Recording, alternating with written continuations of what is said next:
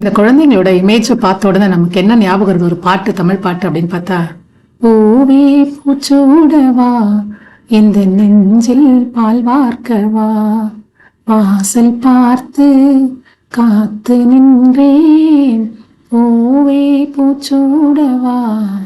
எனக்கு இந்த பாட்டு ஞாபகம் வருது. உங்களுக்கு என்ன இதே மாதிரி பூ பாட்டு ஞாபகம் வருதுன்னு சொல்லிட்டு தயவு செய்து நீங்கள் கொஞ்சம் எனக்கு கொஞ்சம் அதை மெசேஜ் பண்ணுங்கள். தேங்க்யூ.